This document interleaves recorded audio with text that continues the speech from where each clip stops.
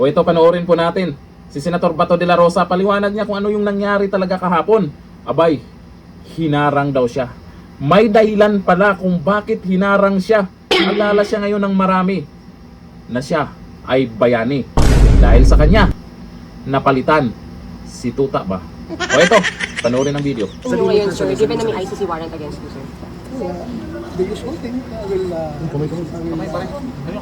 continue with job until I have to wait for the Supreme Court's decision. Marami kaming pending appeals doon sa Supreme Court. So you will attend the session, sir? Yes. Physically? Yes. Oo. The public can expect you to see more of you kahit sa mga hearings, sa mga proceedings dito? Business as usual.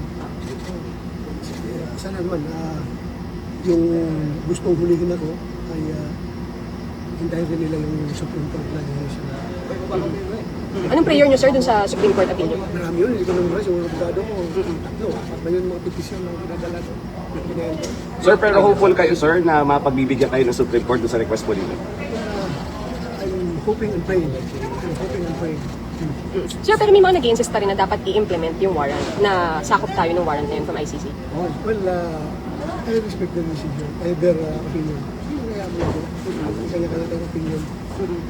Sir, wala po kayong balak mag-surrender po sa jurisdiction ng ICC. Even the Philippines is required to enforce the warrants. Why? Ikaw ba? Gusto mo mag-surrender to? Pilipino ka? You have existing Philippine codes. Bakit magpapatry ka doon sa mga Manila?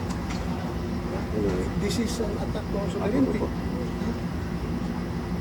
The supplementarity includes mo kayang kailangan. Sabi ng Article 1 ng the Rome Statute. Eh, anong klaseng complementarity ito? There's no need for complementarity dito dahil buhay ang ating justice system. So anong plano niyo, sir? Anong plano niyo? Dito lang kayo sa Senate, di kayo alam. Hindi kayo lalabas, sir. Oo. Hindi, kailangan kong bumili ng mga gamot maintenance dahil hindi ko nadala yung gamot ko maintenance. Saan ba kayo nag-stay, sir, in the past months? Sabi ni Senator Robin, nagpunta daw kayo ng bundok. Sabi ko, I was with the souls of the air and the beast of the field. Sir, sama ng loob ka ba? This piece of law, knowing na nag-coordinate pa sa alam daw. Saan yan? Hindi po kasi hindi ko sabi na wala akong sa mga because kung ginawa niya pagkataksil, hindi lang yung pagkataksil sa kanyang kulig. Kundi pagkataksil niya sa institusyon na Senado. Siya pa naman ang pumirma ng resolution namin na dapat dadaan sa legal processes na require the Supreme Court na dadaan sa legal court sa arrest warrant. Alam naman eh, pinakitaan siya ng warrant of arrest na galing ICC. Dapat tinanong niya saan dito ang corresponding local warrant of arrest. At saka wala siya sinabihan. But there's may design talaga na talagang gusto niyang huli ako sa baba para hindi ako makakyat dito, para hindi siya ma-unseat. You feel betrayed, sir? You feel betrayed by ICC? Hindi ako magipag-plastikan. Pero betrayed. May respeto ko siya. Kahit na magkaibang kampo kami, pero ang respeto ko sa kanya, andyan pa rin. Hindi ka pa rin. Ako tanda siya ang sinabi sa akin. Kaya lang ito na siya. Pero sa ginawa niya na yun, malungkot ako. At hindi pa rin ako galit sa kanya. Hindi ako galit sa kanya. Malungkot lang ako sa ginawa niya. Sir, Yung pangunguna ni former Senator Trillanes sa pag-ICC sa warrant, sir, pag-ICC warrant. Hayaan mo na lang siya. Kung yan ang gusto niya sa buhay niya, na papel. Okay lang. Sinunod doon niya yung hamon mo, sir. Para ikaw daw naghamon daw ng dati. Okay lang. Sige lang. Sir, worth it po ba yung paglabas ninyo kahapon? Kasi yung the past 6 months, kalmado kayo, walang naghahanap sa inyo, walang naghahabol sa inyo. Pero kahapon, isang araw lang kayo lumabas, pero yung habulan, yung pressure, yung stress po sa inyo. Everything happens for a reason. Everything happens for a reason. Yung desisyon niya nila, lahat ng pangyayari sa ating buhay, siya nag-decide yan. Siya nag-design. So whatever happens to my life, after serving this country faithfully, after, since second lieutenant ako, yung buhay ko palagi nasa danger sa aking pagtutupad ng aking pagtutupad. I serve this country faithfully. Tapos, pagkatapos ay ganito mangyari sa akin. So it is the faith given by God. I do accept it. Kasi Lord ang masusunod. So ano- Pabayaan natin kay Lord ang natin. Anong But you will not reaction nyo? surrender. Ha? Hindi po kayo isusurrender. Kasi absent. Kasi absent. I only recognize Philippine courts, not the foreign courts. Ayaw niyo So, kung makulit maglabas? kay former President Duterte, ayaw niyo makulit. Sana naman. Not for President Duterte, not for me, but for every Filipino na dapat ang kanyang kapakanan at pangalagaan natin dyan. So kung maglabas ang local court, sir, ng warrant against you, susunod kayo? Ang yan. Kung andyan yung decision ng Congress, we will cross the bridge when we get there. Ha? Sir, you have an appeal to the President? Huh? Nag-appeal kayo sa President? Yes. Dati interview ko, nag-appeal ko sa kanya, Mr. President, sir, alam ko wala kang personal na galit sa akin. Alam ko yan. Wala kang personal na galit sa akin. So, sana naman, bilang ama ng ating bansa, alagaan mo yung mga anak. Kami, yung mga anak. Alagaan mo lahat ng Pilipino. Sana, yung role of the government is to take care of its people. Sana alagaan mo kami. Huwag mo kami ibigay doon sa mga dayungan. Nakapag-usap ko sa kanya. As I've said, hindi lang para sa akin, hindi sa lahat ng Pilipino. Huwag niyo po ipagkanulo ang inyong kapwa Pilipino sa mga banyaga. At alam mo sir, kung anong paghirap ko sa serbisyo. Ginawa kong lahat para sa bayan, hindi yung sa sarili ko. Hindi yung para sa sarili kong ginagapakanan. Hindi ako nagpayaman sa serbisyo. Trabaho ko, gusto. Faithfully. Sir, ano Kaya masasabi? itong appeal ko dito, sa kanya, hindi lang para sa akin. Ano rin siya, lahat ng mga Pilipino na malagay sa ganitong sitwasyon. Hindi natin alam. Hindi ng araw. Ikaw rin, Mr. President, haharap sa ganitong sitwasyon. Ikaw rin, Mr. President, ang magpupulipan na ganito. Mamalaman mo. You will feel what I feel right now. Bakit kayo naiyak, sir? Ha? Bakit po kayo naiyak? Tao lang ako. Hindi ako robot. Hindi ako makina. How's your My family? appeal is sincere with the President. How's your family? And what do you feel, sir? Sabi mo kanina, kung nararamdaman lang ng Pangulo ang nararamdaman mo. How would you describe how you feel, sir? Very low. The lowest point in my life. Diba naman? Pagkapakakang gusto mo, I have said, yung aking servisyo talaga. Yung aking yung ideals ng PMA, courage, integrity, and loyalty, isinisabuhay ko yan. Lahat. Ginawa ko. Tapos, ngayon, ganito mangyari sa akin. Yun lang.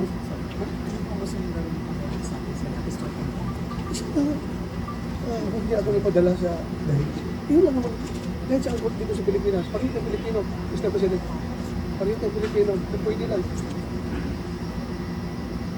Kung meron ako pananagutan, panagutan ko dito sa ating local road, huwag ko sa Banyaga. Doon. Pag-appeal ko sa kanya. Natatakot ba kayo, sir? Na baka bigla kayong dalhin, damputin?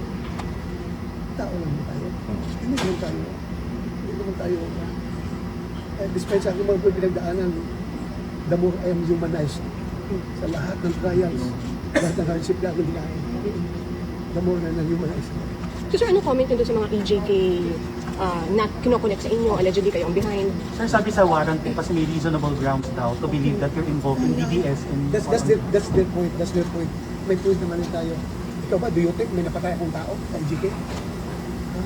Do you think meron ako inutusan na patayin mo yan? Ha? This is all about politics. Ha? Politics ito. Yung Trillanes na galit sa mga Duterte, yung mga makakaliwa, na galit sa pagtira ng Duterte sa mga komunista. At yung sakim na Martin Romualdez na gusto maging presidente ng Pilipinas, sila ang nag-coordinate itong lahat para pabagsakin ng mga Duterte. Yeah. Kasi kung hindi ito politics, bakit hindi nakakakasuhan dito sa local courts? Ha? Give us to banish from the Philippine soil. Yan ang gusto nila, kaya doon sila nag-file. Dito, kung gusto nila accountability, failan mo ko dito. Yung kaso sa Pilipinas. Yan mga Pilipino sila rin. Pero yung isang murder, walang pinail sa akin. Kasi alam nila wala akong pinatay na tao at wala akong inutusan na patayin nila yan. Alam nila yan. Eh yung mga taga-ICC na naniniwala sa kanilang mga fabrication, Sir, everything is fabricated. So, ano lang ang naging role mo, sir? Ano lang ang naging role mo? Ang role ko is para mag-lead sa war on drugs. Ha? And it doesn't mean pag war on drugs ay patayin lahat ng tao. Ha? Of course, kung ang buhay ng mga pulis ay nasa bingit ng kamatayan, ay dapat lipisan na sarili nila. At wala akong pang-abuso na hinahayaan. Kung meron na, pinapagbestigahan natin. Isang pila po kasi yung Sila ang naging Titingnan natin with the current situation, maraming mga abogado natin na hindi na kadala. Tingnan natin. So if ever maging local complaint yung naharapin niyo po yun, yung sa CIDG sir, kasi it's a possible complaint daw. Sinasabi ko nga sa iyo, lahat ng kaya basta sa local lang, harapin natin yan. Hindi just imagine kung inibisigahan nila yung EJK ko na parang city director ako ng Davao, pamilya yung sabi na yun. Grabe naman pagkakalkal yan kung pinakalkal nila kung mga nangyayari doon sa Davao. Dapat noon pa, pinasukan na nila ako. Bakit ngayon pa sila magkakalkal ng mga ganun? Sir, what urged you to come back po, to go back to the Senate po? May mga nagsasabi baka dahil sa impeachment, sa change in leadership? Hindi ako sinungaling, kasama na yan lahat. Impeachment, yung change of leadership, yung kini-question niyo palagi yung sweldo ko. Nahiyak na talaga ako, hiyang-hiyak ako. Yung wala ko dyan sa vokabularyo ko na makinabang sa pera ng gobyerno o kanino mang pera na iniisahan ko na hindi ko binibigyan ng kaukulang na serbisyo. Nahiya ako. Kaya lumabas na rin ako. At kahit na question yan, alam naman yung rason bakit ako umiiwas na pumunta dito. Hanggang nangyari na nga kahapon. So kung kayo ako, ano kayo? Sabihin na lang ninyo ako na magsamantala, basta huwag lang sabihin na tanga. Tanga man ito ba ito? Alam na niya na may warrant na huli siya. Tapos, yun.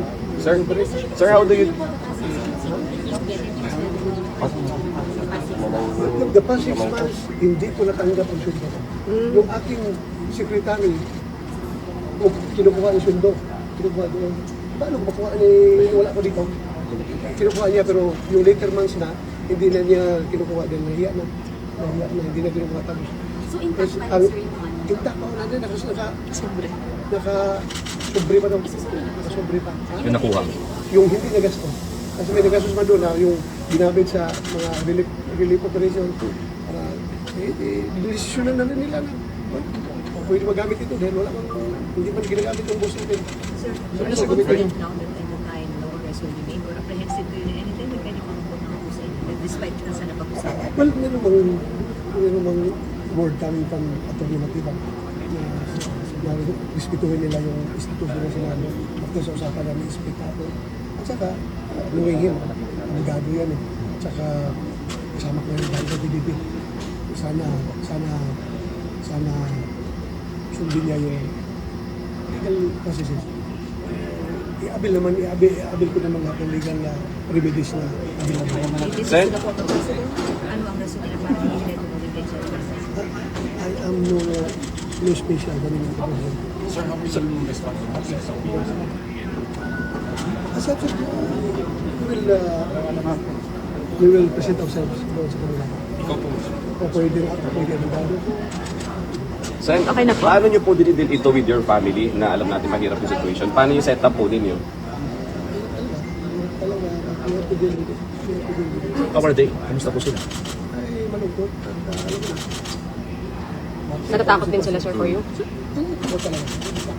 Sir, kahapon ba, na-surprise ka rin kung bakit may mga taga-enjoy o may info ka na? Wala, nagulat ako. Akala ko mga driver lang yung nakatambay dyan sa baba. Mga driver na yung pala, inaris na pala nila ni Ispy Soto. So what really happened? There was really an attempt na kunin kayo tapos pusasan. Oo, ganun talaga. Sir, bibiyay kami. Ginawa ka na ko gano'n. So, nagtubiglas ako. Takbo sila. Direct ka na? Sustain yun, sir. Siguro doon sa pagkabdapa ko, natukot itong kamay ko, doon sa railing, sa sahig ba yun? O sa railing, sa katunga ko. So may posas din talaga ka? Hindi ko nakita. Pero... Or nahawakan ka pala, sir? Nahawakan ka. Nagtubiglas ako. Tumiglas ka na. Walang pinakita. Walang pinakitang something, kawaran. Wala. Basta hinarang nga ako. Ayaw ko pangyatin. Dahil mabubutuhan na dito eh. Mabubutuhan na sa change of leadership. Ayaw nila siguro makabuto ako, kaya pinigilan ako sa baba. Sir, sabi ng ICC, since November may warrant ka na talaga. So, Aware ka? may natanggap ka ng info nung kaya hindi ka lumot.